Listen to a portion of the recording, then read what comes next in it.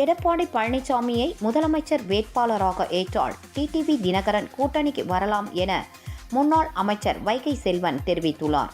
காஞ்சிபுரத்தில் நடைபெற்ற அதிமுக திண்ணை பிரச்சார கூட்டம் மற்றும் பூத் கமிட்டி குறித்த ஆலோசனை கூட்டத்தில் முன்னாள் அமைச்சர் வைகை செல்வன் கலந்து கொண்டனர்.